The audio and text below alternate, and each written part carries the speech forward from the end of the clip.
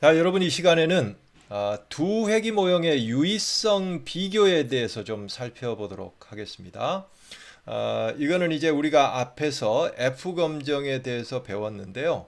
이제 그거를 좀 활용해서 응용해서 그 이 두 회기 모형을 비교하는 거기 때문에 여기에는 이제 부분 F 검정이라고 하는 게 들어옵니다. 한번 들어가 보도록 할게요. 앞 시간에 우리는 회귀 모델의 유의성에 대해서 살펴봤습니다. 회귀 개수의 유의성과 회귀 모델의 유의성의 차이에 대해서 살펴봤는데요.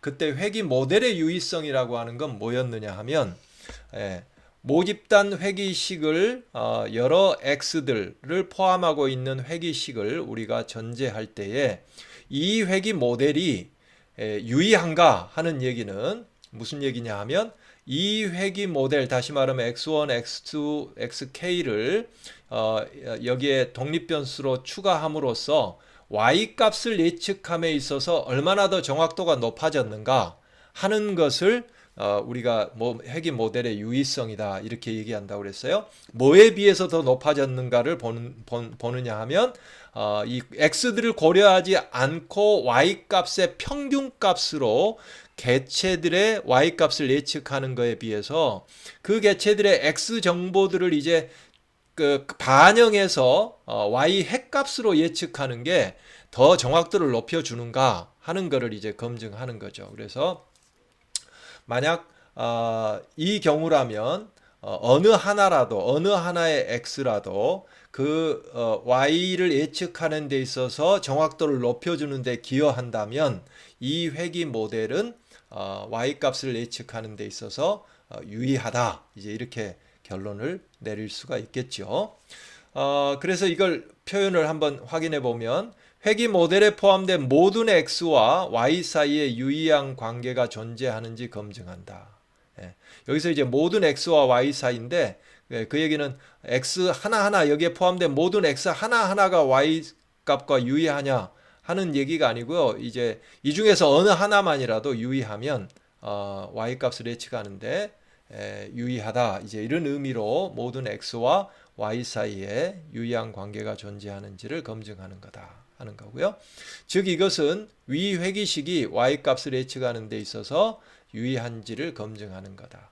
또 다른 표현으로 하면 우리가 회귀 모델의 예측력 혹은 설명력을 나타내는 그러한 지표로서 R 제곱이라고 하는 지표를 우리가 확인한 바가 있습니다. 그래서 R 제곱은 0과 1 사이의 값을 갖는데 0이면 전혀 이 회귀 모델이 예측력이 전혀 없다는 얘기고요. 그거는 뭐 전체 평균, Y 평균 가지고 예측하나 이 회귀 모델을 활용해서 예측하나 차이가 거의 없다. 전혀 없다 하는 얘기고요. R 제곱이 1인 경우에는 모든 그 개체들의 y 값을 이 회귀 모델을 사용해서 100%다 정확하게 예측할 수 있는 경우에 r 제곱이 1에 해당한다고 그랬고요. 그래서 대부분의 회귀 모델들은 r 제곱이 0과 1 사이에 어떤 값을 갖게 되겠죠. 1에 가까운 값을 가지면 그 회귀 모델의 예측력이 높다고 볼 수 있고요. 0에 가까울수록 예측력이 낮다 이렇게 이제 볼 수 있을 거 아니겠습니까? 그러니까 결국 여기에서 회귀 모델의 유의성 검증이라고 하는 것은 개념적으로 보면 R 스퀘어가 0이 아니라고 할 수 있는가? 이제 이러한 내용을 검증하는 거다. 이렇게 이제 이해하셔도 되겠죠. 자, 이런 경우에 그걸 이제 대립가설로 표현하면 결국은 여기에 각각의 x에 딸린 회귀 개수들 있죠. 베타 1, 베타 2, 베타 k. 이 모두가 0은 아닐 것이다. 적어도 어느 하나는 0이 아닐 것이다. 이런 얘기죠. 그 다음에 귀무가설은 모두 다 0일 것이다. 이게 이제 회귀 모델의 유의성에 관한 검증이고요. 이거는 F 검증을 통해서 실시한다. 확인할 수 있다. 이렇게 이제 우리가 앞에서 배웠습니다.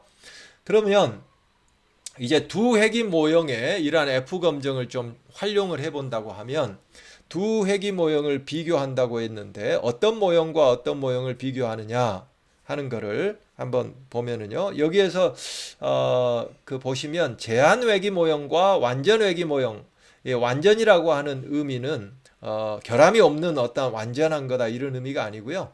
이 제한된 거에 대비해서 쓰는 용어인데 약간 번역하다 보니까 좀 의미 전달이 잘못될 수도 있을 것 같은데 영어로 보면 제한외기 모형은 restricted 모델이고요. 완전외기 모형은 full 모델입니다. 그래서 여기에서는 제한회기 모형보다는 좀 더 많은 x를 포함하고 있는 그러한 모형을 가리킨다. 이 정도로만 의미를 해석하시면 되겠습니다. 자, 그러면 제한외기 모형은 나름대로 어떤 기본적인 x들을 포함하고 있는 하나의 회기 모델을 연구자가 관심을 갖고 돌렸다고 하십시다. 거기 이제 그 회기 모형에 대해서 그게 뭐 x가 두 개일 수도 있고 하나일 수도 있고 세 개일 수도 있고 이러한 회기 모형을 설정하고 돌렸어요.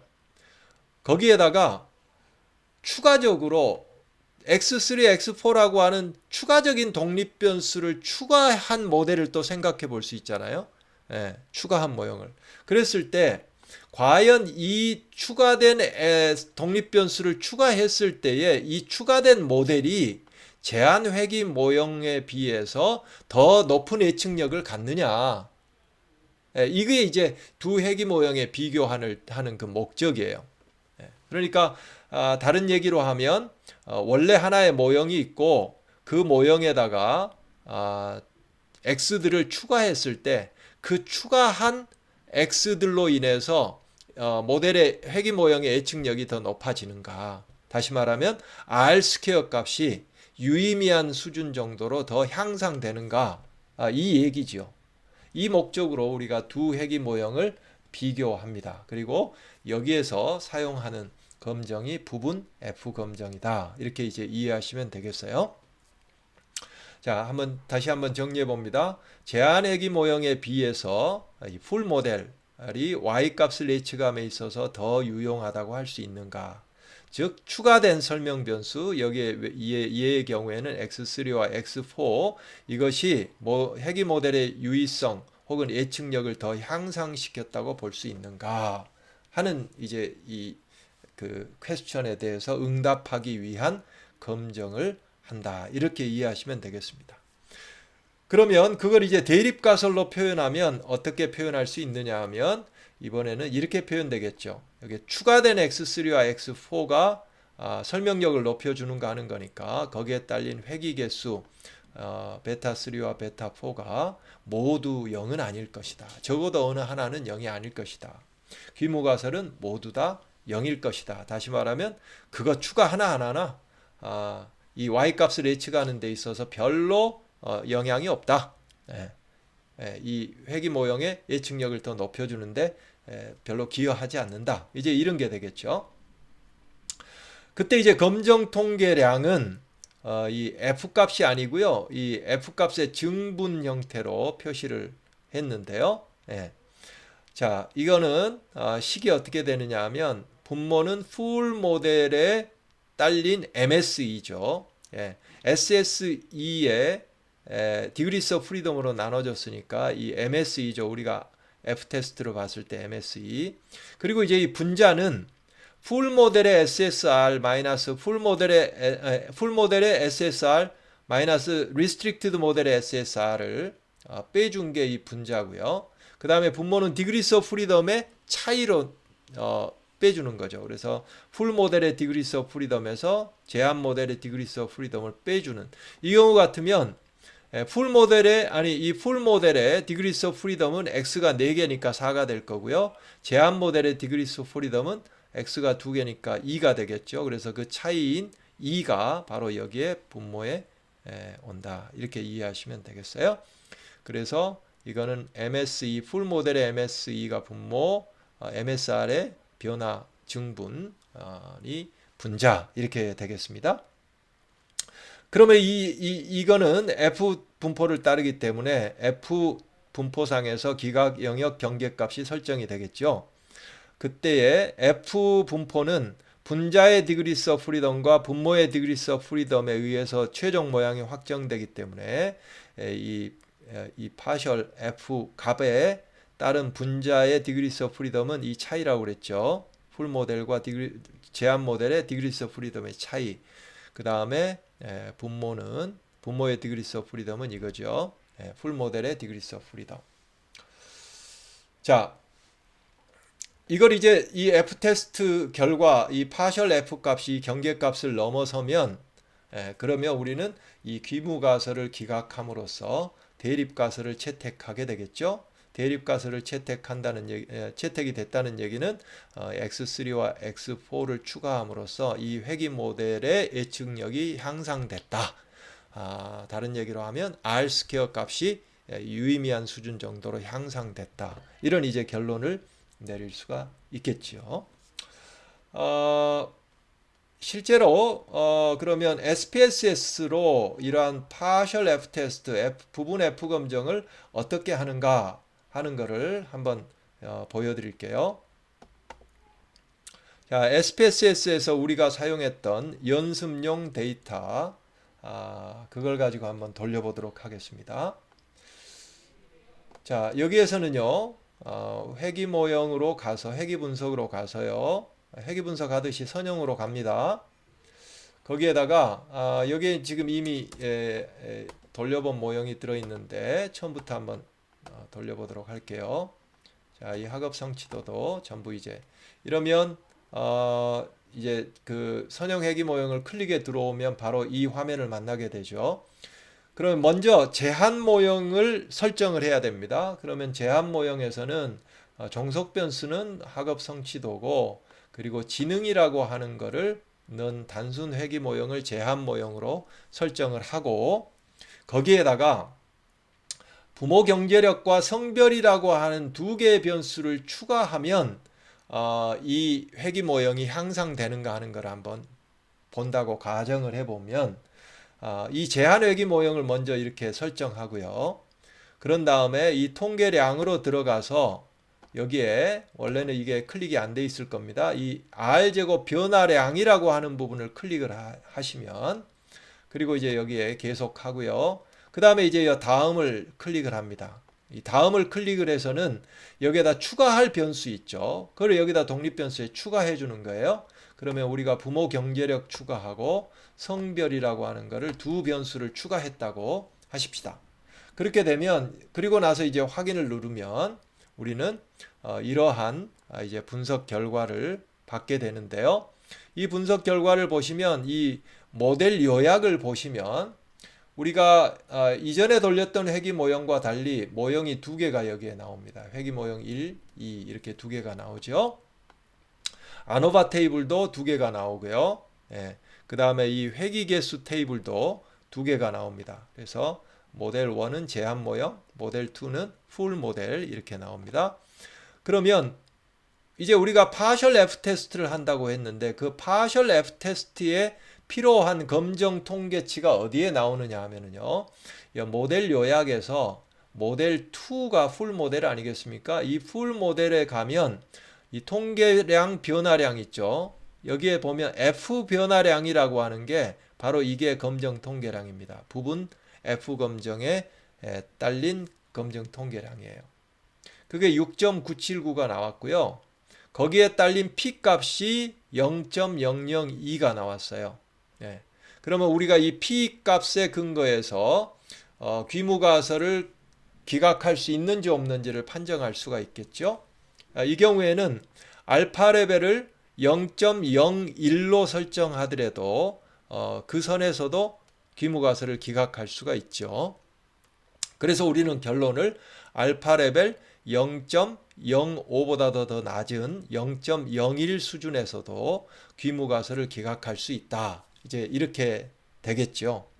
그 얘기는 내가 이런 여기에 근거해서 내린 결론, 다시 말하면 귀무가설이 틀리다 하는 이 결론이 잘못될 가능성, 제1 유형의 오류, 이걸 범할 확률은 1% 미만인 거죠. 1% 미만.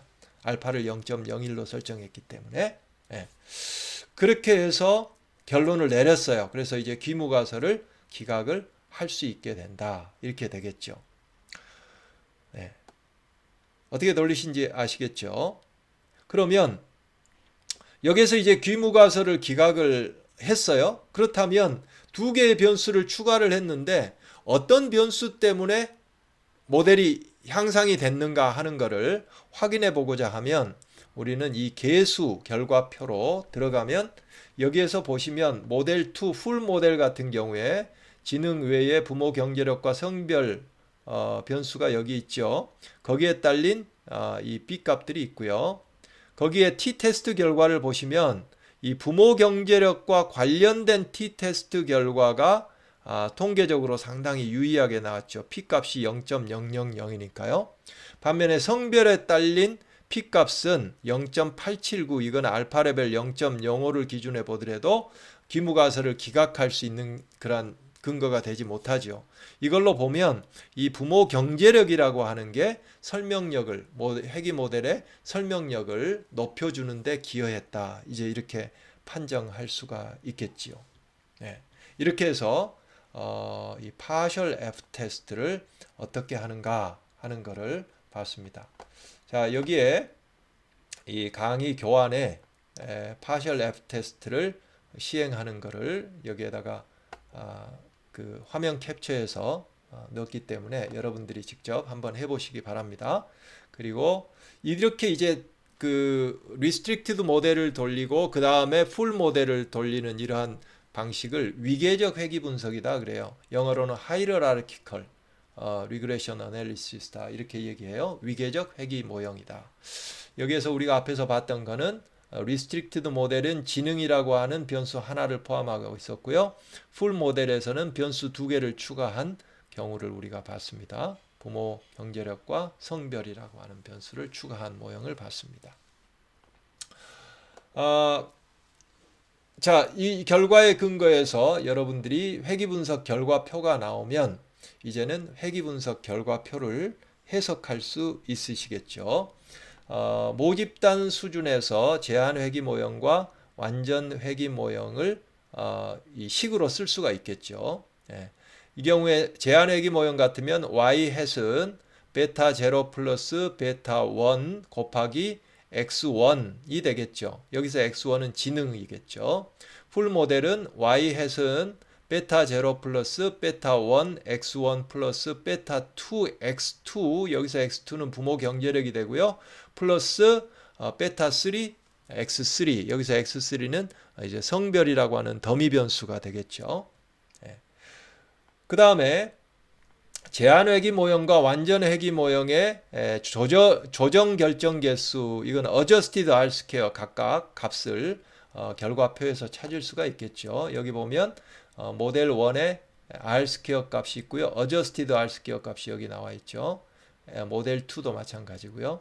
이 adjusted R-square라고 하는 것은 변수를 독립변수 개수만 늘어나도 R-square 값 자체는 그 독립변수 개수에 의해서도 일정하게 늘어나기 때문에 단지 개수 증분에 의해서 늘어나는 부분을 빼고 실질적인 의미에서 거기에 추가된 독립변수들이 회귀 개수의 측력에 어느 정도 영향을 주는가 하는 것을 나타내는 게 adjusted R-square라고 그랬죠. 네.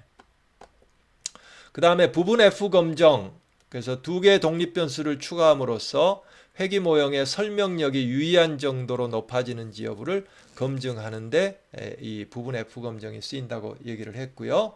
거기에 따라서 이제 대립가설과 기무가설을 앞에서 썼던 이 완전 회귀 모형에 있는 회귀 개수를 가지고 대립가설과 기무가설을 설정할 수 있겠죠. 이 경우에 대립가설은 베타 2와 베타 3 중에 적어도 어느 하나는 0이 아닐 것이다가 될 거고요. 귀무가설은 베타 2와 베타 3는 모두 0일 것이다. 이렇게 되겠죠. 그리고 검정 통계치 F 변화량 값을 찾을 수 있을 거고요. 그 다음에 검정 결과는 거기에 딸린 이 부분 F 검정 P값 근거로 해서 검정 결과 판정을 내릴 수가 있겠죠. 자, 앞에서는 이 두 개의 변수를 추가함으로써 얼마나 모델 임프루먼트가 있었는가 하는 것을 봤다면, 예를 들면 모델 변수를 꼭 복수로 추가하는 경우가 아니고 만약 하나만 추가하는 경우는 어떻게 될까요?